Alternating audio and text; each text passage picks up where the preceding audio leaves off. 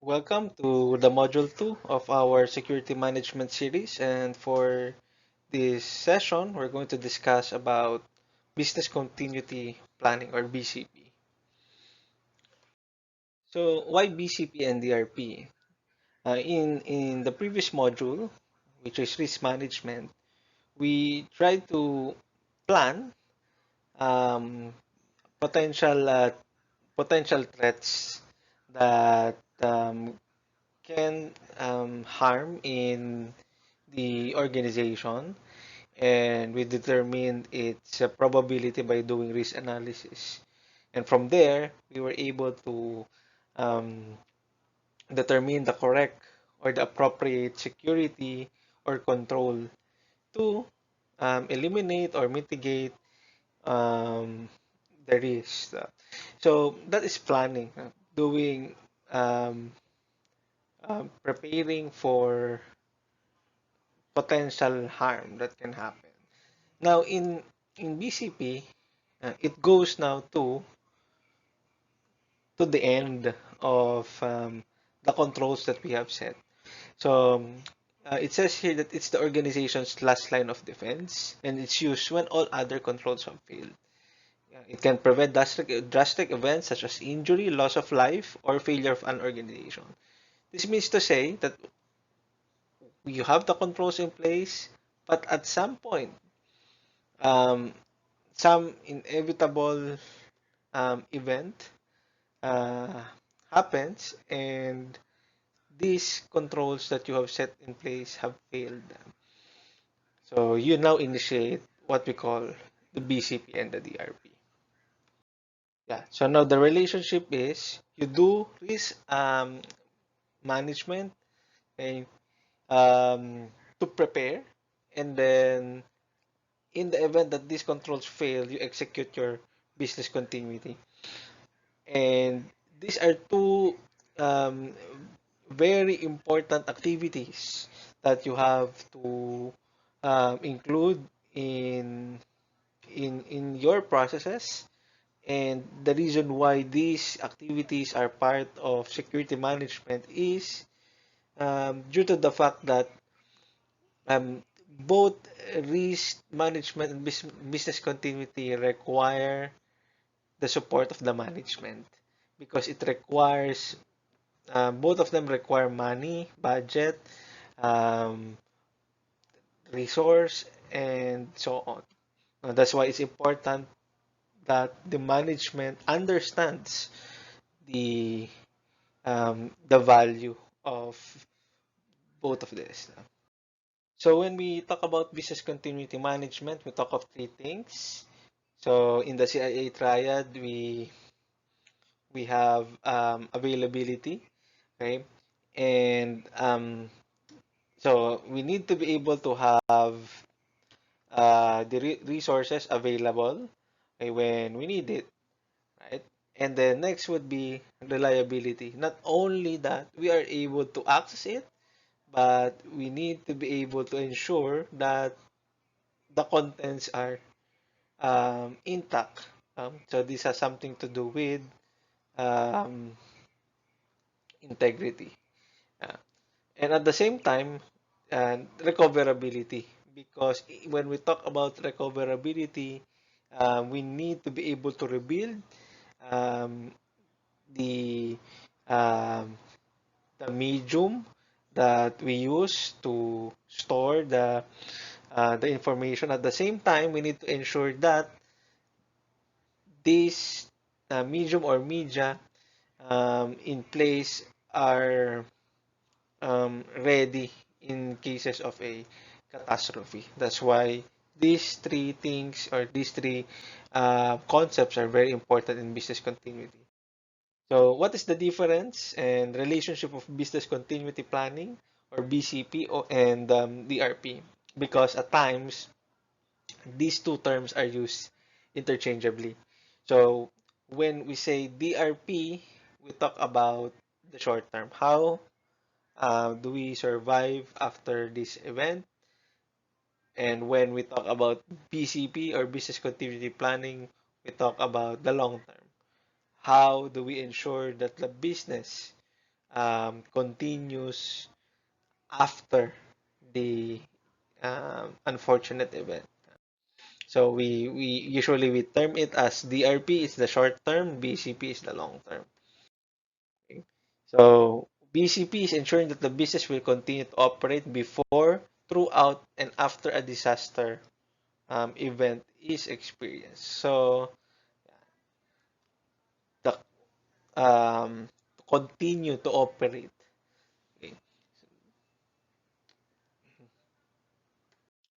While DRP is a short-term plan for dealing with specific IT-oriented disruptions, it focuses on efficiently attempting to mitigate the impact of a disaster. It is an immediate response and recovery of critical IT systems in the face of a significant disruptive event. So, in the BCP process, we have three steps. We have first, protect.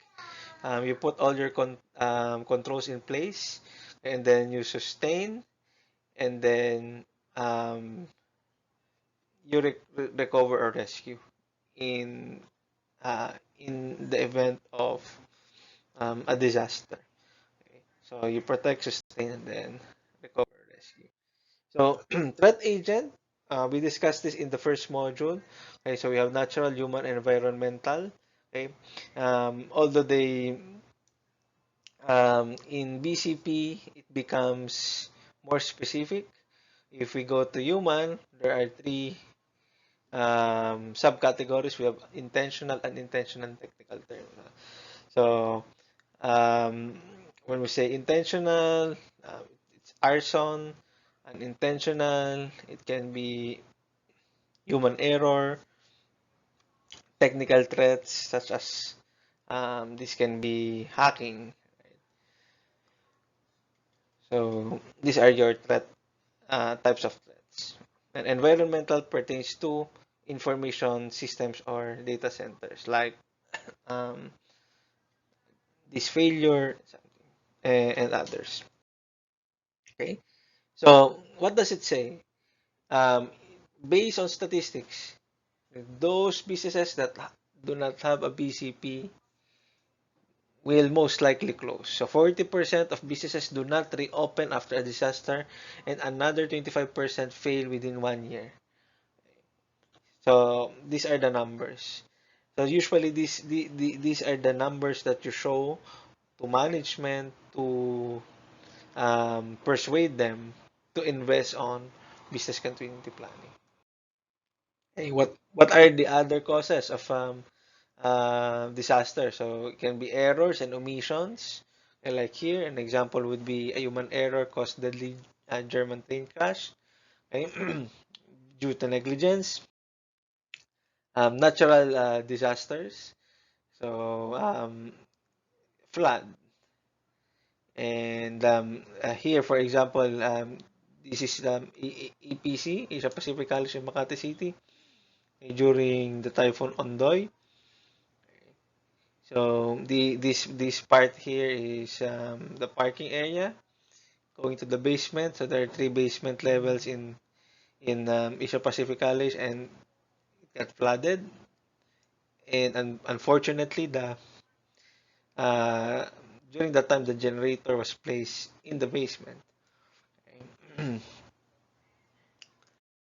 Electrical or power problems. So yeah, brownouts. Like for example here, Luzon grid plunges in rotating brownouts, especially if you need to support client and you have an SLA with your client and that you need to meet. Temperature and humidity failures, such as server room crash takes down Bloomberg terminals. So this will fall under environmental threats. And then we also have warfare, terrorism, and sabotage. So if you would remember, they're saying Davao bombing in 2016, and then we also have the 9/11 attack on the World Trade Center towers. And then there are also financially motivated attackers. Like we now have malware um, that are used as a weapon to um, to get money, like ransomware, okay, ransomware attacks. We also have DDoS as a service, or distributed denial of service as a service, or DDoS, attacking your competitor. And we also have personnel shortages, such as when there's a pandemic and disease, like right now during the recording of this video, there's COVID-19, we have strikes, and personnel availability. Okay, so this will fall under man-made or human threats. So in the so now let's go to I showed you different examples of the sources of threats that might cause a disaster. Okay. Now let's go to the disaster recovery process. Okay, so when there is a disaster, what are the steps? So the first one is to respond. So there has to be a team, okay, responsible for um, trained to respond for such incidents, and then activate the team, communicate, assess, and then reconstitute. So um, there is a process of determining the um, the steps and executing the steps. Okay, so that's why it's important that we practice the disaster recovery process. So here, okay, now in developing BCP and DRP, so these are the steps. Okay, we follow the NIST document special publications for BCP and DRP. So the first one would be project initiation, then scoping the project, doing BIA or business impact analysis, identifying preventive controls, um, choosing a recovery strategy, planning, plan design and development, implementation, training and testing, and then your BCP DRP maintenance. Okay, so in your project initiation, you need to outline these items from 1 to 7, from developing the contingency plan policy statement all the way to the plan maintenance. Okay, and since this is a project, the reason why it has to be a project is to be able to provide the timeline, the WBS, the budget, the resources, etc. Because you need to have management support. So this is the most important thing in your BCP. There has to be management support, otherwise this will fail. Okay, because you will need budget, you will need money, a lot of money to implement your BCP. Choosing your DR site and so on, setting your metrics, testing your BCP plan, etc. So there has to be management support. Second would be scope the project. You need to assign a BCP or DRP manager and build your BCP or DRP team. So in the scope of the project, you define what assets are protected by the plan, okay, emergency events that the plan will be able to address, and determining the resources necessary to completely create and implement the plan. So usually this is composed of different members of the organization coming from different departments or teams, and then depends on the setup. It can be that a BCP manager or DRP manager um, can be a dual role, okay,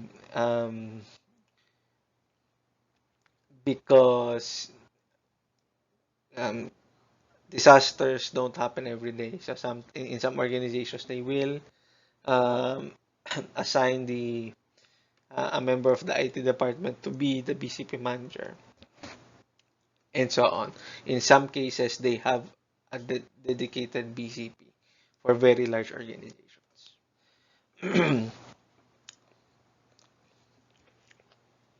um, and next would be assess the critical state. So again, similar to what we discussed in risk management, we cannot protect everything from everyone, so we need to determine the critical assets, the critical events. So everything has to um, be given a priority level, and then provide an action depending on the priority level. Okay. Next would be business impact analysis. Similar to our risk assessment, conduct your risk assessment. Like for example here, the finding would be the computer lab is always unlocked, vulnerability is potential unauthorized access, then provide the business impact. There will be a breach on CIA. Okay, so mitigation, that would be a badge door system. Okay, so do a business impact or BIA, business impact analysis, and then part of that would be the term called MTD, or the maximum tolerable downtime. Okay, so you need to determine the MTD. Okay, this is defined as the total time a system can be inoperable before an organization is severely impacted. It's the maximum time it takes to execute the reconstitution phase. So we call that MTD. What are the metrics? So the composition of the MTD would be your RTO, or your recovery time objective, and your work recovery time. So that's your RTO plus the WRT. That would be your MTD. So some of the um, possible estimates, you can do your classification by this. You can classify non-essential for 30 days, normal 7 days, important 72 hours, urgent 24 hours, critical would be minutes to hours. So um, this is just an example, so it will vary depending on the organization and depending on the assets that you protect. Okay. And next would be your RPO. So your RPO is your recovery point objective. So this is the first part in the equation. So the RPO is the amount of data loss or system inaccessibility measured in time that an organization can withstand. So that is your RPO. That's the first thing in your equation. Okay. So usually RPO is way lower than um, the RTO. So again, we compute MTD by adding your RTO plus your WRT. So your RTO, or recovery time objective, is the maximum time to recover a business or IT systems, or it's also known as the system's recovery time. And your WRT would be the time required to configure a recovery system. So you have the time when the asset is, or yeah, the asset is inaccessible and unavailable. Okay, that's what we call the RPO, or the recovery point object. Then we go to the maximum time allowed to recover, which is the RTO, and the time required to configure back a recovery system would be the WRT. So that would be the entire equation. So if you will see, from the moment that the system is unavailable, okay, from the normal operation, and then there's a disruptive event, you do your system recovery. Okay, so the moment that the system becomes unavailable, this is your RPO. Okay, and then you do your system recovery. Okay, and then you do your complete system recovery. This is your RTO. And then recover work backlog, and then test and verify system. This would be your working recovery time. So, and then it goes back to the normal operations. So this would be the flow. So inaccessible, RPO, then RTO, and then WRT. Okay. And the two of these would be from the moment you do your recovery up to test and verify your data systems. That would be your maximum tolerable downtime. So again, usually RPO is lower than your RTO. So for mission critical, your RPO should be continuous to 1 minute. Okay. So again, the data type would be classified as mission critical, business critical, business. Okay, although you're not limited to these categories. And then after you do your determining your metrics for your RPO, RTO, and WRT. Okay, you need to be able to identify your MTBF, which is your mean time between failures. Okay, this is your the lifespan of your device. So it quantifies how long a new or repaired system will run before failing. So there are different measurements of that. It can be following um, the prescription of the vendor. Let's say, for example, a laptop's MTBF would be 3 years. Okay. Although there are also statistics for the organization because it also depends on the performance and on the wear and tear of the device based on how employees use it. So if they are very um, they maximize the use of the laptop 24 hours a day, probably the lifespan would be shorter and they can do their own statistics. Like for example, at the end of the year, there is a out of 100, um, 20 failed. So you will have to do some computations there. So that's your MTBF. MTTR is your mean time to repair, which is defined as how long it will take to recover a specific failed system. And your MOR, which is your minimum operating requirements. So again, in an event of a disaster, okay, you need to make sure that um, some important operations will run okay, with the minimum operating requirements. For the facility recovery, we classify it as number one, non-disaster, which is disruption in service due to a device malfunction or failure. A disaster, which is the event that causes the entire facility to be unusable for a day or longer. And a catastrophe, which is a major disruption that destroys the facility altogether. So the difference between disaster and catastrophe, when we say catastrophe, you cannot, you can no longer use the facility. Okay. And then in your recovery strategy, you can also choose okay, the different types of sites. Okay, so probably we have heard this. Okay, so the metrics would be, or the criteria would be the type of site, so your money, your budget. So the more expensive, the better the site, the better the accommodation to your BCP. Okay, and the faster it is um, to load to run the, the the disaster recovery site as operational. No? So and these are the different types. So we can see here um,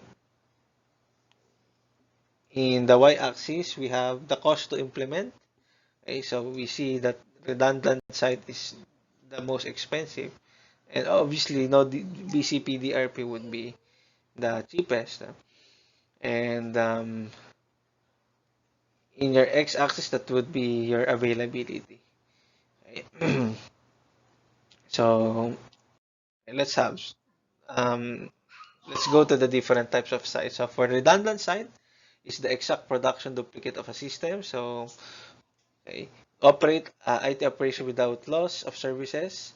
So we only have minutes to recover. Okay. But it's the most expensive.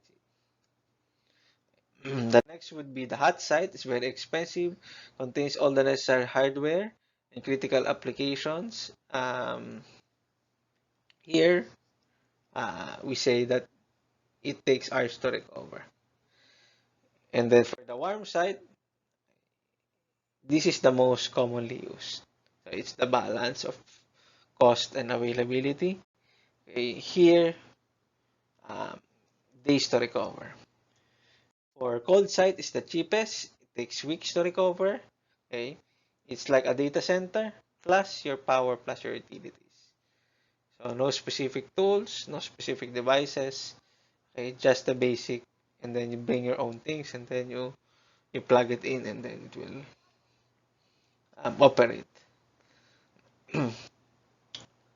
And last would be the node BCP or DRP. So if you don't have BCP or DRP, then your organization is dead. So once it strikes and you cannot continue to operate, then most likely it will close. Okay. Some other recovery strategies include reciprocal agreement, which is an agreement between two organizations.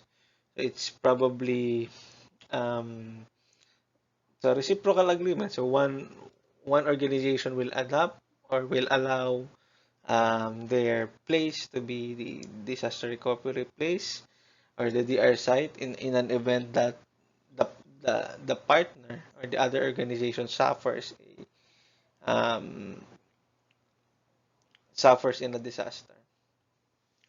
We also have mobile site. So when we say mobile site, this is a data center on wheels. So it can be a trailer truck containing all the necessary equipment. Okay. From computer equipment to HVAC up to physical security. And then the next would be subscription services. You can outsource your BCP or DRP planning or implementation.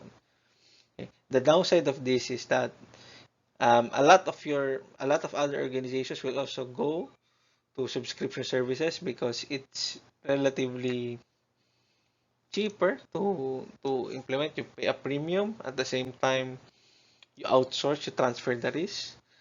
But obviously, when a disaster comes, probably all the customers of the service provider will be claiming their um, their place in the uh, DR side, and you might be competing with the um, other companies.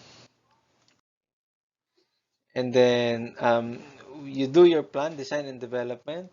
Okay, you have your related plans, okay, that the organization can implement as well. So when you have your BCP team, okay, you can accomplish these types of plans. So you have your COOP or Continuity of Operations Plan, your BRP, which is your Business Recovery Plan, Continuity of Support Plan, a Cyber Incident Response Plan, Occupant Emergency Plan or OEP, and Crisis Management Plan.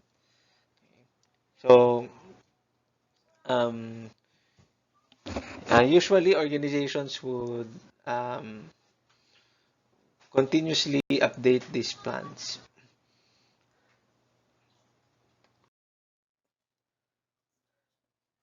And then next would be to implement your call trees or your automated call trees. So um,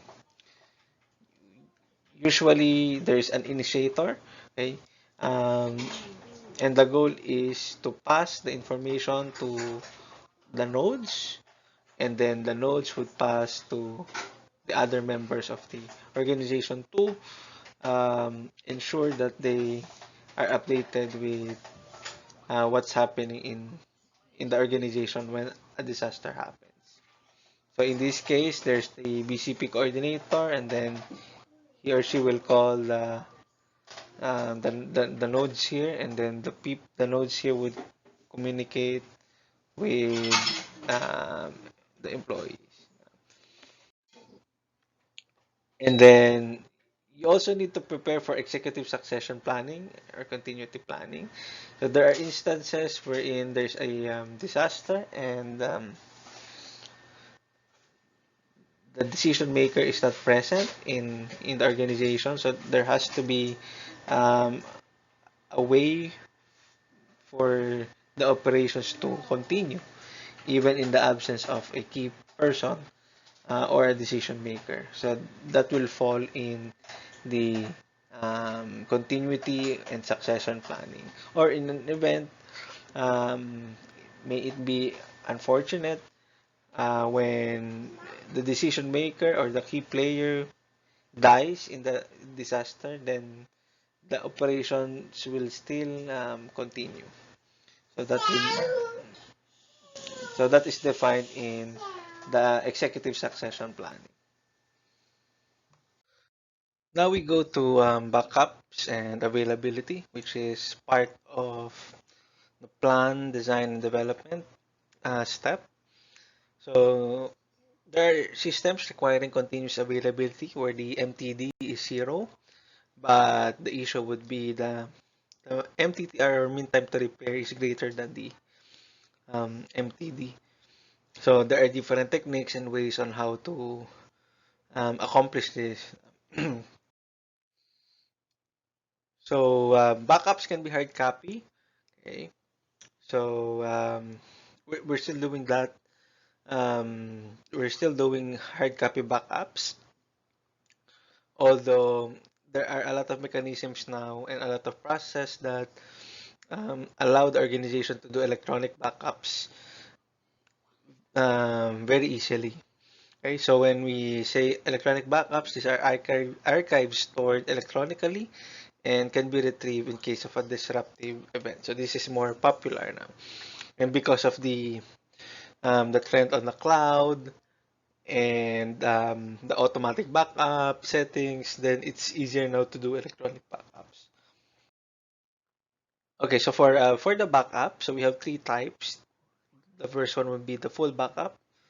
So this is a type of backup where all the data is copied and stored on backup.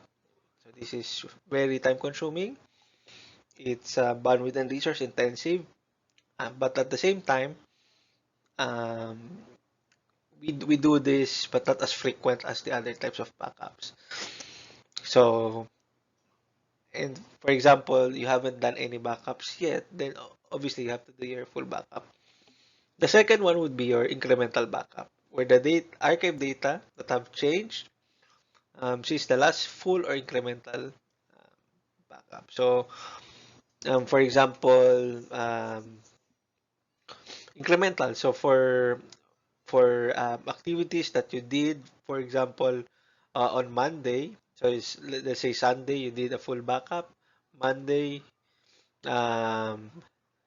you did something, then you back up all the changes that you did on Monday.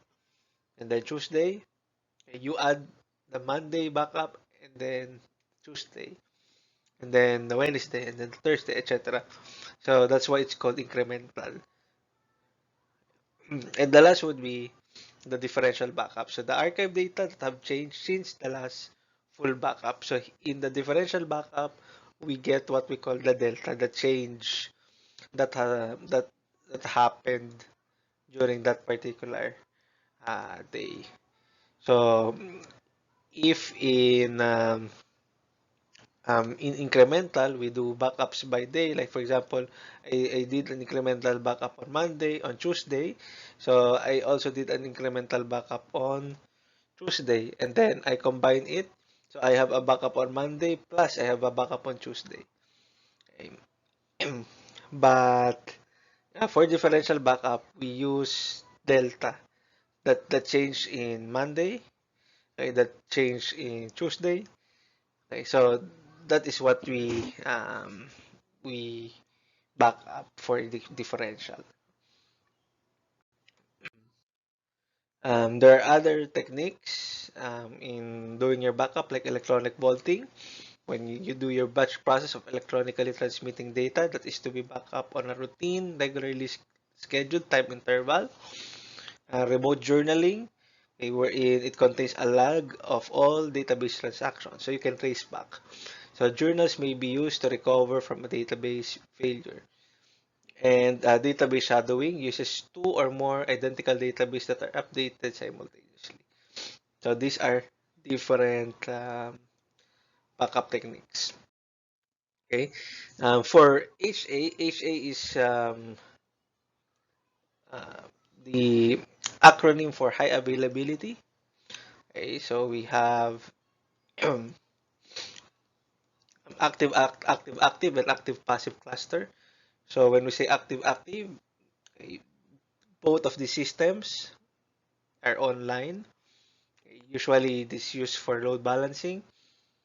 So the route and the traffic will be distributed, and the other would be active passive. So one would be on standby mode, and then once there's a problem or the server experiences a problem, then the other will fail over, and then will go up. Okay, so like there's a spare. Okay. The other activity for your plug design development will be implementing software escrow.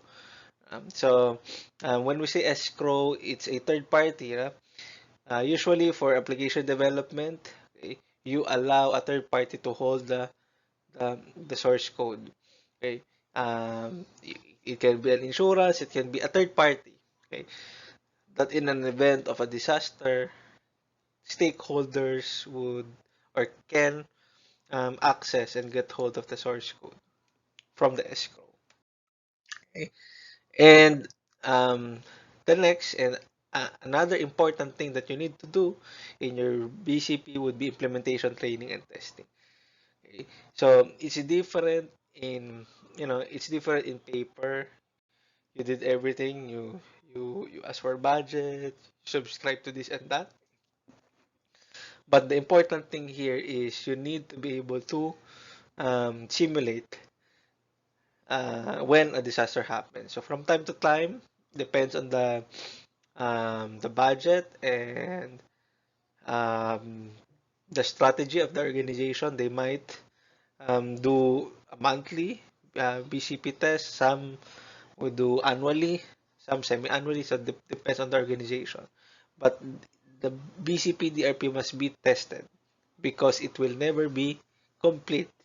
Okay, meaning to say, when you do your testing, you will find that there are items that there are activities that need to be changed or modified. So you have to do that. Okay. So here, there are different types of tests like checklists. Okay, checklist tests where we check the components required. A tabletop or a walkthrough test wherein knowledgeable individuals thoroughly review the approach. Although it's strongly advised that you do an actual wherein there's a physical movement, doing your DR activities. Okay, so that would fall um, in our simulation or walkthrough drills where we carry out the processes, the teams carry out the processes, and then parallel processing. So it's recovery of critical processing components at the alternate facility. Okay, regular prod systems are not affected. So you're doing parallel processing, so there's an actual physical testing, on the DR side. And then we have partial and complete business interruption. So here you stop normal business process at the primary location and leverage alternate computing facility. So imagine the need for the management support to do these types of tests because it will incur cost. It's very expensive to invest on BCP on something that you do not want to happen, right?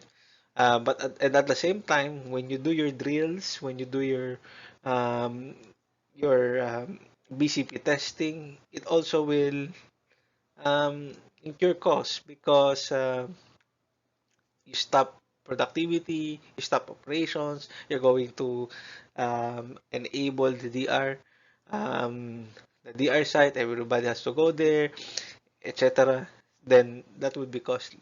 That's why it's important to have a mindset, a management mindset that is understanding and that knows the impact and the importance of these types of activities. Okay, so some of the references for your BCP framework. So in the steps that I showed you from project initiation to BCP maintenance will fall under the NIST special publications 800-34. Okay, there's also an ISO standard for BCP, which is the 27031. We also have BS 25999, and we also have the Business Continuity Institute, or the BCI. Okay, so just to wrap it up and have a short review of what we discussed. Okay, so what action should take place to restore a system and its data files after a system failure? Okay. So the answer would be, of course, then the answer would be letter C. So you implement your recovery procedures. So there are processes that you have to follow. You just don't restore from storage media backup. So probably there might be um, approvals needed. There must be checklists that we have to follow. So we have to follow the recovery procedures. Okay. How often should a business continuity plan be tested? So at the bare minimum, okay, the answer would be okay, supposedly annually. So it's annually. The bare minimum is annually, and whenever there are significant changes in the organization. So the answer is letter D. And then, which best describes a a hot site facility versus a warm site? So a hot site will have all the um, necessary PCs, servers, and telecommunications, right? Right. And who has the final approval of the business continuity plan? Okay, so the answer would be management, letter C. Okay, obviously, again, in the project initiation, we have to get the support of the management. And last, when is the emergency actually over for a company? So the answer would be okay, when all operations and people are moved back into the primary site. Okay. So that would be you already did your reconstitution and everything is back to normal. Then the emergency is over for the company. Okay, so that sums up our module for today, business continuity planning. We discussed the different types of threats, the difference between BCP and DRP, and we discussed thoroughly the steps in the NIST SP 800-34, the process of building your business continuity plan, the importance of management support, doing your business impact analysis, uh, designing your recovery strategies and your backup, and um, testing your um, BCP and DRP plans. Okay, so if you have any questions, please feel free to email me or comment your questions in the comment box below. So I hope you learned something in this module, and we hope to see you in the next modules. Thank you very much.